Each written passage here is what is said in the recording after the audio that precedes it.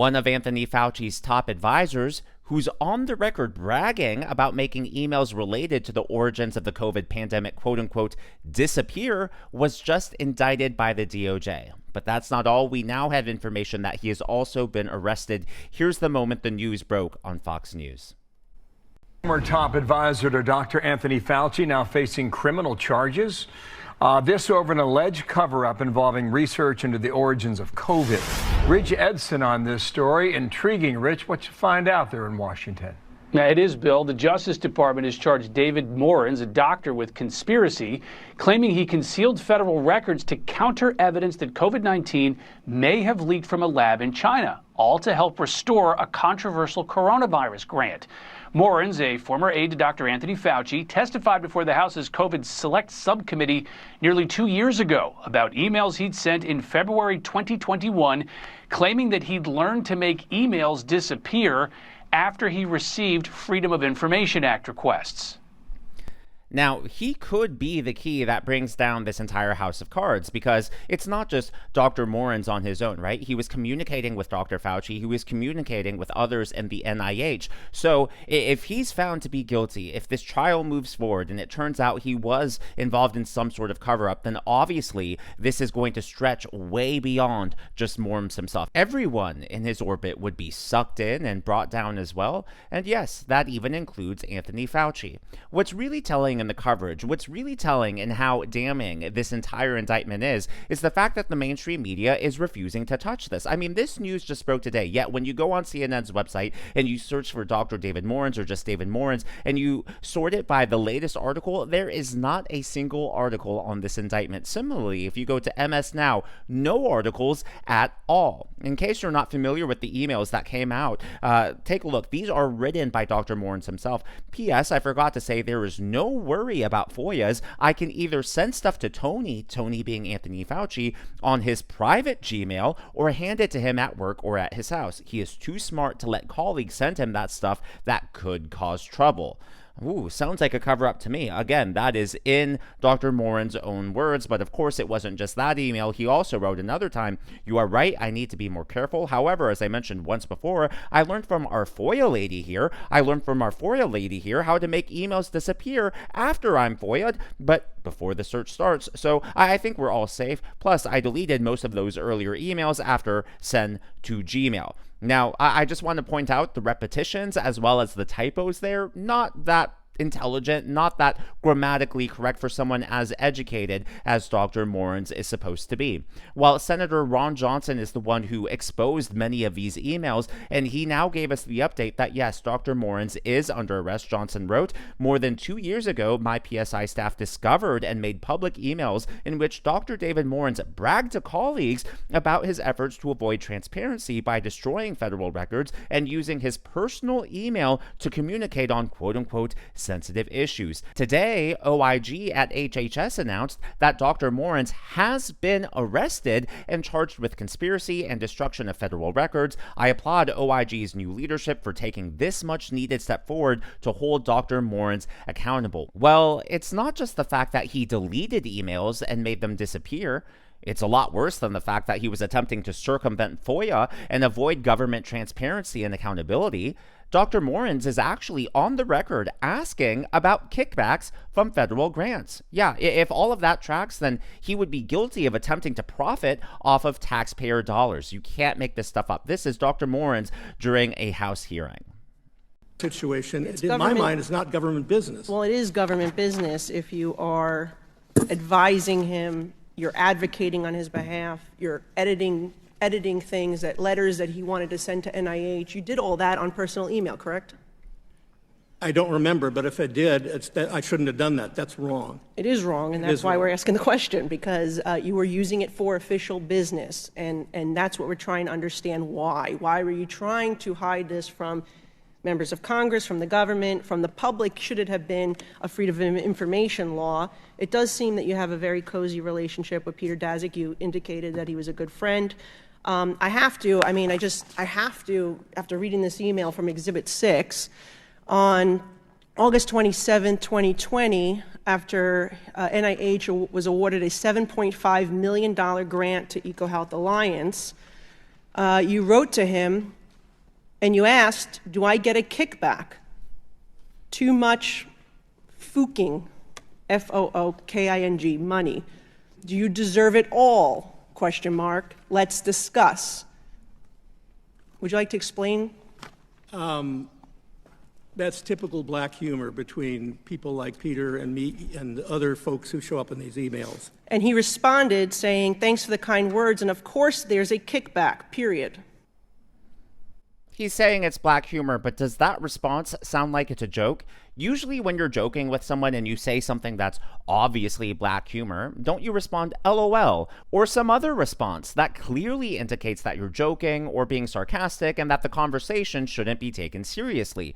Now look, on its own, the defense that, oh, we were just joking, it could potentially be believable, but the problem for Dr. Morens here is that it's a pattern of behavior, because it's not just that email. There were the emails we covered earlier in the video, right? When he said, oh, I can make emails disappear. Again, he was talking about emails regarding the origins of the COVID-19 pandemic. And then after that, oh, we need to avoid FOIA. We need to communicate in a way so that we can evade government transparency. I mean, you take a look at email after email, action after action, and it seems to be leading one way, towards corruption. So when he says, oh, we were just joking, again, if that was just it, if that was the only controversial email, I think there would be a lot more grace. It would be a lot more believable. But because there are so many emails that still point that same direction, it's just hard to believe. Yet when he was under oath, when he was testifying before Congress, he stuck by this, oh, it's just a joke defense. You think that's appropriate behavior between NIH, somebody who works for NIAID, to a grantee who just received $7.5 million from the government? My question, before I run out of time, is have you ever received any compensation from Peter Daszak or EcoHealth? No. Have you ever received any compensation from any entity outside of your employer and NIAID? It depends. I don't know what the definition of compensation Well, have you ever received any money? I get money? a pension. Okay, you have a pension, not government related. I'm asking specifically because you have to ask that question when you put it in writing, asking him for a kickback. Well, you know, let me. There's two parts to your question. Let me answer. All of this stuff was a bunch of snarky jokes, and I think we all knew that. Well, I don't think any of us think it's a funny joke. Well, I mean, you are representing the United States government. You're representing an agency, and you're asking a grantee if do I get a kickback? Yeah, I believe. Do you deserve it all? Let's discuss. ... So I'm going to ask one more time. Remind you, you're under oath. Did you ever receive any money from Peter Daszak, EcoHealth, or anybody else outside of your employer, NIAID, or the federal government directly? No, ma'am, with the exception of early after I joined NIH, I had a private corporation, and in which I used to do consulting. And shortly after I got to NIH, I realized there would always be a conflict. Okay. And that corporation has been silent for 20 years now. No income. Okay. Thank you very much. I yield back. Did you catch it? It was a really quick sentence, but in the middle of all of that, he says, I don't know what the definition of compensation is. Excuse me, Dr. Morens, you are a doctor. You are a physician. You're supposed to be among one of the most educated among us. You're telling me you don't know the definition of the word compensation? Now, they're talking about compensation because she asked if he received any, unauthorized or illegal compensation. And that's a fair question because in his own writing, he's saying, hey, do I get a kickback out of all of this? Referring to the government grants, referring to over $7 million in taxpayer dollars. I don't know the definition of compensation. It sounds like he's trying to pivot or distract. He's definitely uncomfortable answering the question there. It's a way for him to deflect from the actual issue at hand. While the emails get even worse, here is yet another one. He writes, we are getting FOIA'd nonstop, so it's important that Tony being Anthony Fauci, not have anything on the record that could come back to bite. Now, before I read Daszak's response, it's really interesting that he's covering up for Anthony Fauci. Clearly, he's trying to protect him. And that's why I said earlier, he could be the key that brings down this entire house of cards. Because if Dr. Morens is found guilty, it's not just going to be him. There are implications beyond him. So maybe the DOJ is going after him first. Maybe they're going after the lower level people, because if they can successfully get them, it turns into a larger conspiracy. Well, Daszak responded, totally agree. Tell him I'm happy to speak with him at any time, and will do so in a way that is not FOIA-able. One thing I would do is either on a Zoom call or by sending you a document. Well, Dr. Morens was again asked to respond to that under oath, and his response, just as the previous ones, was just as crazy. But before we get to that, I would like to acknowledge the members of today's Governor's Club. They are Super Roamer ×2, thank you. Pero, LAJD, nice to meet you. Lisa H, Jeremy 2001 Happy ×2. RL 1401, Bob Gracious, as always, thank you. And Bunyet Ralph, these are people who give tips and super thanks to the channel. I'm glad that you're here, and I'm glad that you enjoy. Well, here is Dr. Morens responding to that last email I read. Do you want to change your testimony? No, I don't, because I think that the context, all these, there's so many of these emails you just mentioned, I can't even remember them all, but the context is that this Gmail communication thing was set up purely to deal with personal things that were not government business. And then other people. Sir, with all due respect, how can you say that when you clearly, and all these emails were intentionally avoiding FOIA? You said it in your own words, sir. Well, but so let's talk about what you mean by intentionally avoiding FOIA.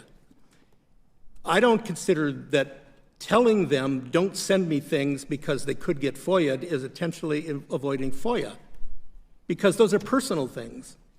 And with respect to my NIH email, I couldn't possibly avoid FOIA because I had no control. Sir, did you use in most of these emails your official signature? It said, David M. Morens, OD, NIAID, NIH. These were official. Well, let me tell you something else I didn't mention. And you forwarded from your NIH email to your personal email, and you said it right in your email. I learned only about a year ago that the fusion of my Gmail on my email and my NIH email on my phone had another side effect too. And by the way, I finally got IT to take that off, to get rid of it, so there's no more Gmail email fusion. But after I asked them to take it off, I realized that if a Gmail or NIH email came to me and I replied to it, for some reason there was a default where the signature I had on Gmail, which said David Morens of Bethesda, Maryland or something, didn't go out, but the NIH email went out. I don't know how that happened. I didn't do it consciously. Sir, I'm sorry. I just don't believe you, and I yield back. Look, I'm usually the type of person, and I get constitutionally, legally, it's always innocent until proven guilty, right? But I just have a hard time believing him. Again, he's a physician, so he's supposed to be intelligent, right? He's supposed to be extremely educated. Yet his primary defense in all of this seems to be, I don't know what I'm talking about. I'm just so confused. Like right there, I don't know how my emails work. I just figured out how this email thing worked a year ago. And earlier, it depends how you define. I don't know the definition of compensation. I'm sorry, someone that intelligent, I just have a difficult time buying the, poor me, I was just confused defense. It just reeks of desperation, and clearly he's feeling the pressure around him. Now, look, it could turn out that he's completely innocent. It could turn out that those were just jokes, and maybe they were just trying to avoid drama from being FOIA'd and trying to avoid any personal details from being scrutinized in the public eye. That could all turn out to be true, and it could turn out to be a nothing burger. But when it turns into a pattern of behavior, when it turns into, hey, we have to defend, we need to protect Anthony Fauci, people are going to wonder, what are you hiding? What are you covering up? At the very least, again, from the federal government. Now, look, is it possible that he was just joking with his friends? Is it possible that it was just dark humor? Am I going to get any kickbacks from this? And the other guy just, has a super dry sense of humor and he's going to respond as if he's 100% serious? Like maybe a 1 in a million chance, sure, theoretically it's possible, but when you have example after example, when all of these emails seem to be leaning one direction, when you're on the record saying we need to protect Anthony Fauci, it reeks of a cover-up. And when you are a federal employee, when you're working for any of these government agencies, at the very least, what you want is transparency. What you want is accountability. And that should be on both sides of the aisle here. And so for you to be actively engaging in some sort of cover-up, people have every right. People should be suspicious, and your words, your emails deserve to be scrutinized. As always, though, all of this is just my analysis and commentary.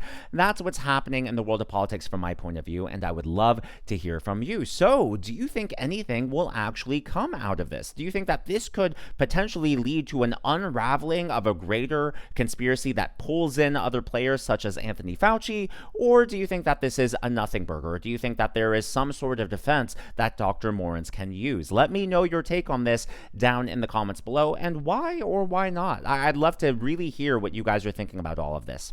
If you haven't already, please be sure to leave me a thumbs up. I know it's a simple thing to ask for, but it really does help me reach more viewers like you in the algorithm. Be sure to smash that subscribe button and to check out one of these videos.